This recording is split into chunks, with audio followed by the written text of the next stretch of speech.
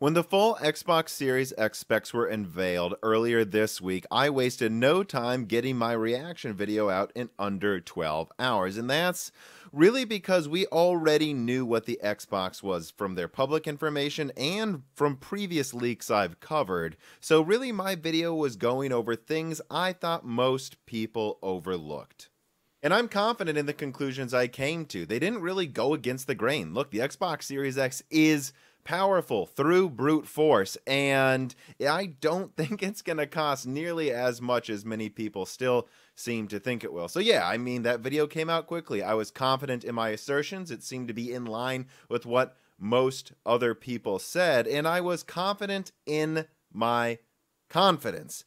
But leading up to the PlayStation 5 unveiling, though the initial PlayStation information was incredibly impressive from a year ago, and I do still have reliable sources, Sony was becoming more and more tight-lipped as we got closer to when they would have to announce something. And no matter what Sony announced, it was going to be designed with a philosophy that's unlike any console we've seen in recent memory. This is not, I was told, going to be an apples-to-apples comparison like it was last gen. And in fact, Sony was considering several designs up to the last minute. That's why there's been so many conflicting compute unit and bandwidth reports coming out leading up to the launch.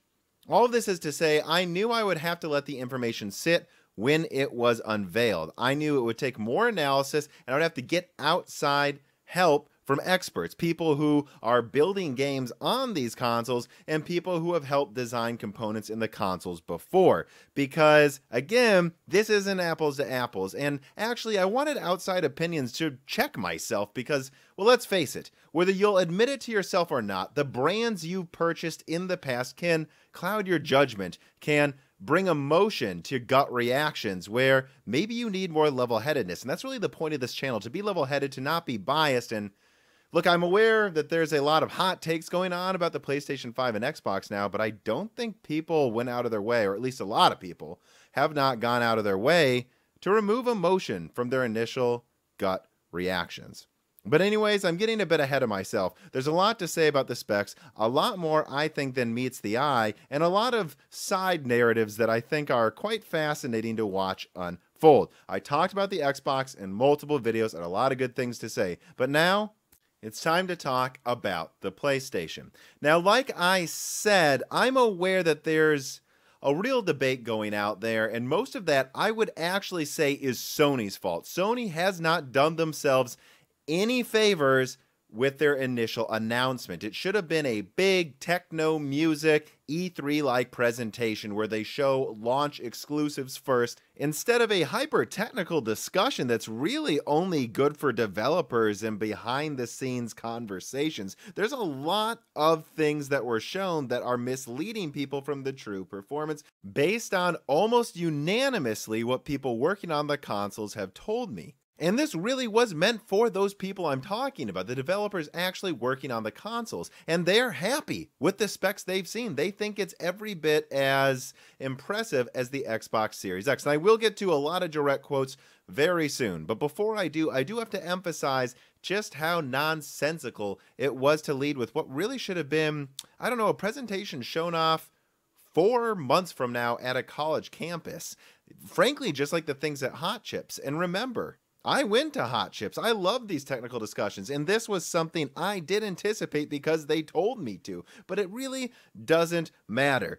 Sony, you have to know that you've been really quiet about the PlayStation 5 recently, and there will just be people on YouTube and they see PlayStation 5 announcement in trending videos and click on it without knowing what they're getting into. And it's like, is there anything going on in the world right now that's forcing people inside to watch every little video that pops up that they might normally ignore? There is. And Sony should have been smarter than that. Frankly, the way to roll out a console is just games first, launch time frame first, then you talk about your best features. Not all of your features. You got to get ahead of the narrative. There's a reason the Xbox showed off what their console looked like early in December when people were making fun of the PlayStation 5 dev kits looks. That was intentional. And there's a reason Xbox led with 12 teraflops. They know of all the specs, that's the one that they have an advantage with. And so Sony should have talked about the clock speeds first, about the SSD first, and shown real games running on it and what those graphics look like. Then you do the whole Digital Foundry rollout when you're sure you know how to nail your message. That's just not what happened. The good news is that what I'm being told from developers is the customizations in the PlayStation really do make it greater than the sum of its parts. The first person, we'll call it Individual 1, told me that when you look at all of its extra capabilities, 10 teraflops is really impressive. But then there's another source, and this one went into way more detail. This person was one of my earliest PlayStation sources who knew a lot about the solid state drive from the vendor supplying it early. He said, comparing the SSD between these consoles is apples to oranges. Sony has a 12-channel SSD, and that's not just for gigabytes per second. The gigabytes per second for how many channels there are is actually pretty low. This suggests they're going for massive parallelism, and they've been going for a high bandwidth cache-like approach from the start. Sony's goal from the beginning was to have literally something close to 100 gigabytes of graphics memory. That this allows way less CPU resources and other resources to be wasted. This is low latency, removing as many bottlenecks in a standard system as possible. That this is what developers asked Sony to do. And I had been told stuff like this before the console was announced. In fact, when I saw the Xbox announcement and they said virtual memory, but then I saw the speed, I went, oh boy. Microsoft knows what Sony's planning, and they want to get ahead of the message. They want to announce using virtual memory first, so it looks like they can also do that. Which, hey, that's good marketing. It just really bothers me how many people are falling for that spin. But that's Sony's fault. It's Sony's job to convey what's special about their system. And the best way to do that would have been to show first-party games doing things that they believe their competition can't do.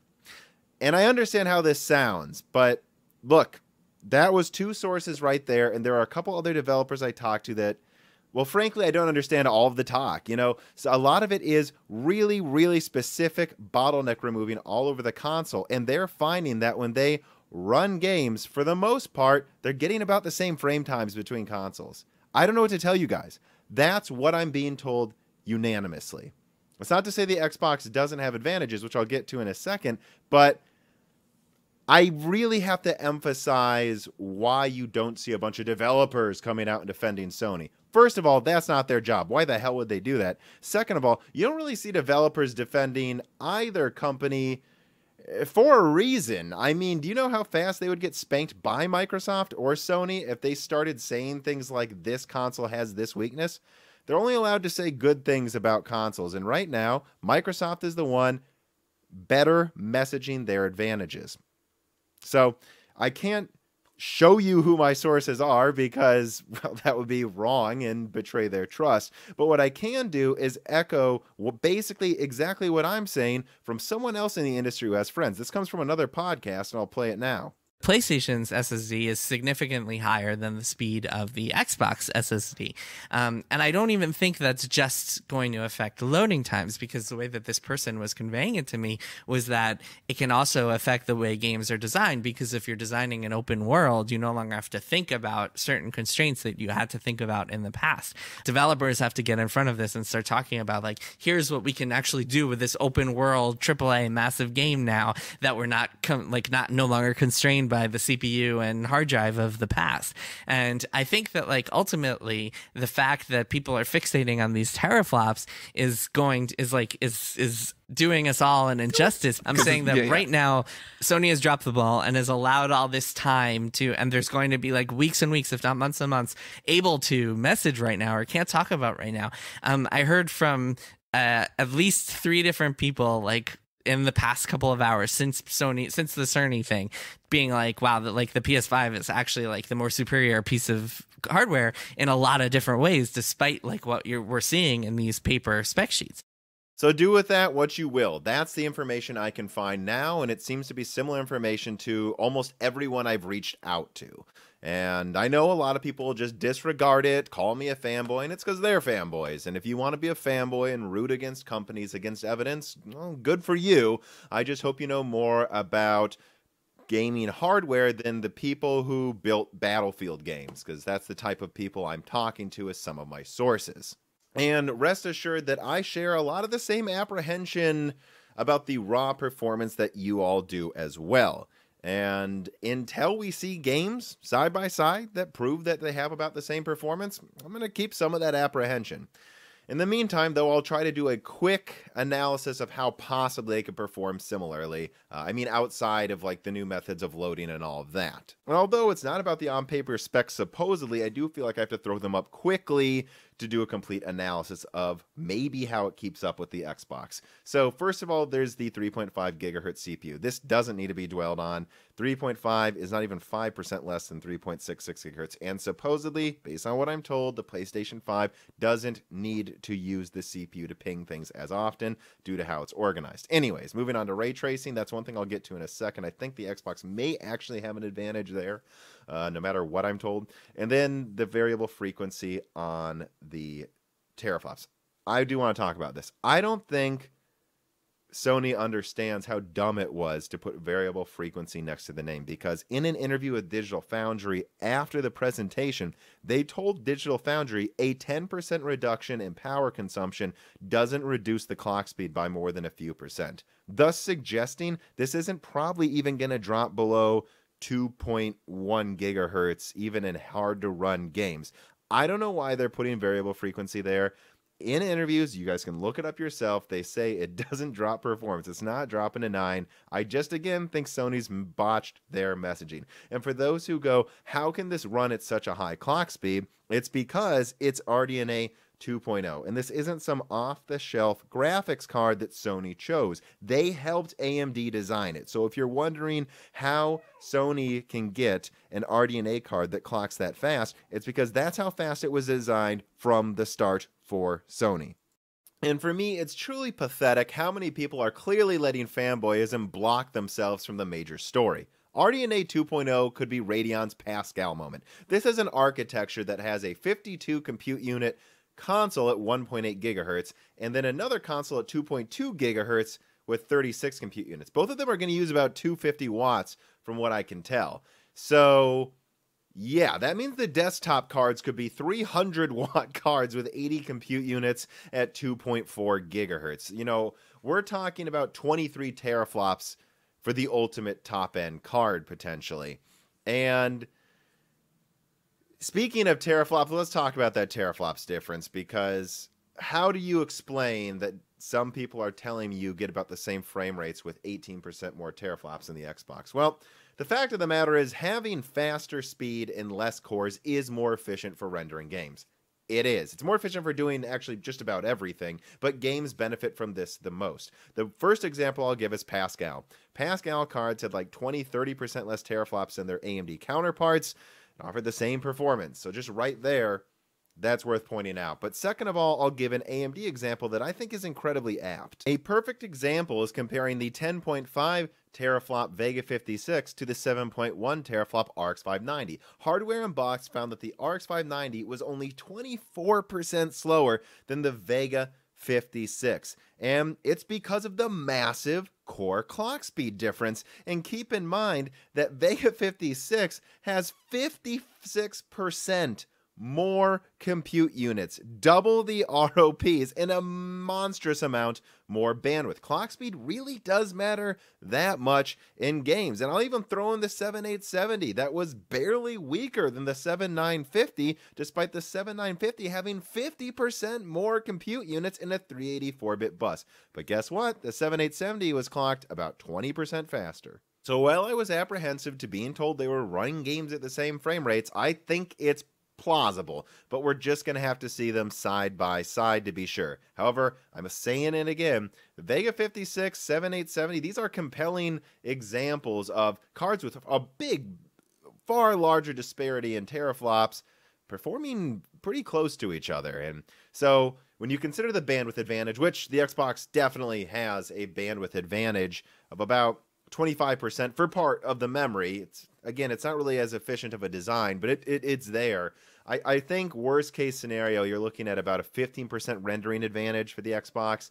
And I honestly do think it's going to be less than 10%. There's a lot of unknowns, but I'm also being told that the audio processor in the PlayStation 5 is about the equivalent of another compute unit. So yeah, the Xbox can do 3D audio if it wastes a compute unit's worth of resources. But then there's also going to be adjustments to the RDNA 2.0 flavors for each console. They're not just exactly RDNA 2.0. Neither of them are. So we'll have to see. And Sony will have to prove it. And yeah, you should watch the thermal performance. I don't think it's going to be some blazing hot console. I just don't think they would do that, but it's something to watch. But you shouldn't assume these ridiculous fanboy, that, oh, for sure it'll overheat. That'd be like saying for sure Xbox is going to sell those 1 terabyte expandable storage drives for like $200. I mean, I guess they could, but I don't think they're going to price gouge like that. Although they will make a pretty penny. Now this brings me to why the consoles were designed differently for supposedly, again, we'll have to see, supposedly similar performance. Well, first of all, Sony wants to go for market share, and they just want to make a home console in the smallest die. That's it. So, well, the Xbox is, let's say, a 10% graphical advantage. Sony's PlayStation 5 die is probably smaller than 300 millimeters squared. I could be wrong, but that's what I'm looking at here. So they can probably make 4 PlayStations for every every 3 Xboxes manufactured. And PlayStation's buying up more capacity as well. So they want to crowd out Xbox, and they also want to sell it for a decent price point. I think it's going to be $399, and I think they'll be able to manufacture more, even if that price advantage doesn't give them some overwhelming market share win. They'll sell more. This is about a war, not a battle. Sony wasn't planning to win the on-paper battle. They were planning to win the console war. That's what they do. And also, people are forgetting, Xbox advertised using their console to run several streaming instances, and you can load up this APU with 32 gigabytes of RAM in server clusters. So Microsoft is planning to use this in multiple devices, and that would explain why they made it have, well, maybe not the most efficient design for a small, cheap console, but a good design for a server and console chip. These companies have different needs and different goals in addition to making a console that makes them some money. Microsoft is not just a console company. They want something they can use for their new streaming platform. And they also want their games to be programmed exactly how they'll be programmed on PC. And they're under the impression having the biggest specs on paper will win them the war. Before it was the price. They sold their console for too much. It really wasn't the specs, if you ask me, but I guess we're about to find out, because I think the Xbox is going to be $500 and I think the PlayStation is going to be $400, or at most $450. And I think they're going to, at launch, at least run games about the same.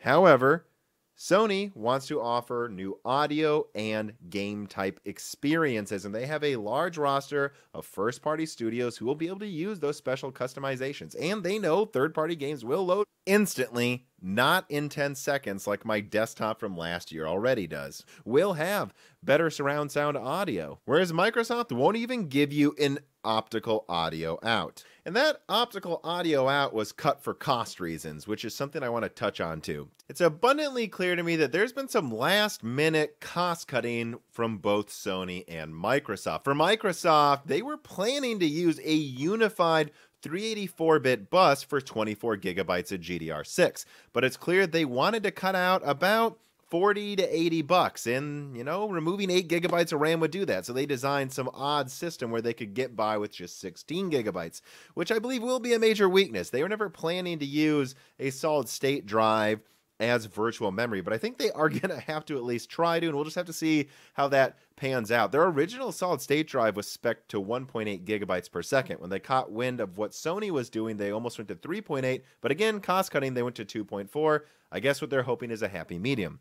And then for Sony, the story is even more interesting. They were considering multiple designs. They were either going to overclock the console more to, yes, and I know it sounds ridiculous, but this is RDNA 2.0, to like 2.3 gigahertz. They were always planning 2.2 from the start, but they were thinking, well, maybe we go to 2.4 gigahertz and get exotic cooling, or we increase the compute units. And again, for those who say they can't go with more compute units for backwards compatibility, they don't need a multiple of 36 compute units. They need a multiple of 18 compute units because that was in the base PlayStation 4. Sony was also considering going 18 times 3, 54 compute units, and buffering up the RAM to about 32 gigabytes. But then the console would have been $600, and so would have Microsoft's implementation.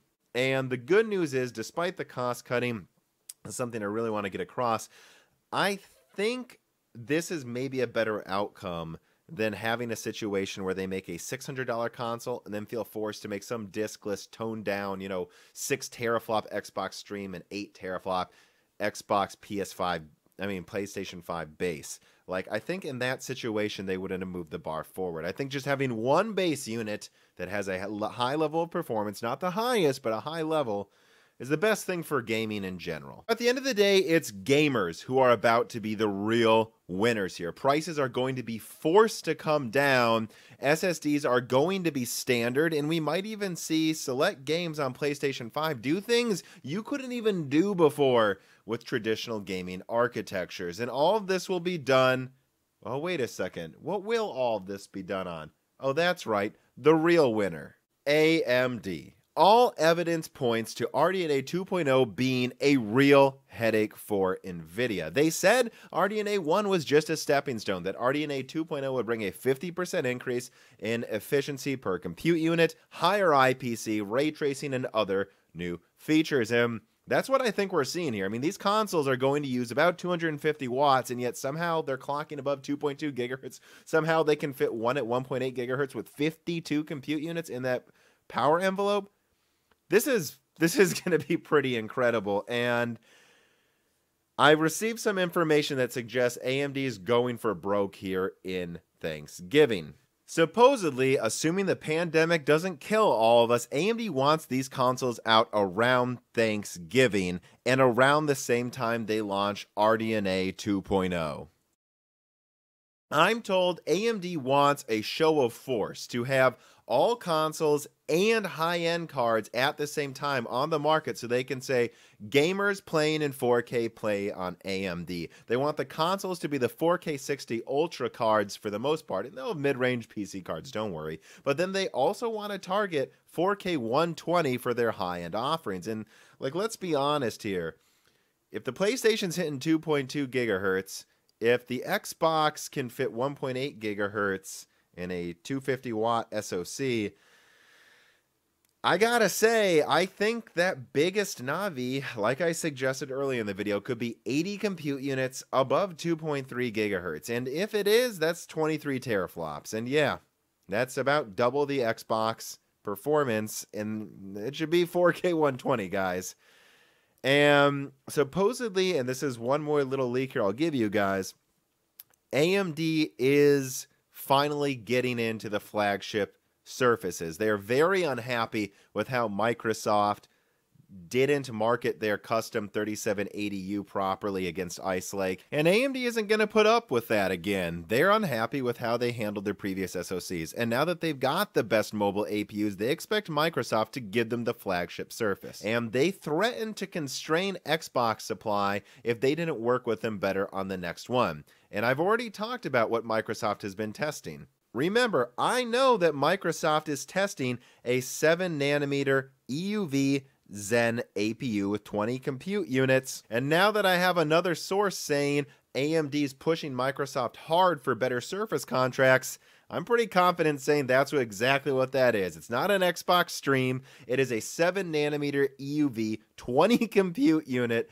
APU being put into 10-watt dockable Surface devices. And I cannot wait to see what that is. No matter what it is, it will be fully utilized because people will be programming for both of the main consoles and for AMD's new flagship high-end cards. AMD is the true winner here, as well as gamers.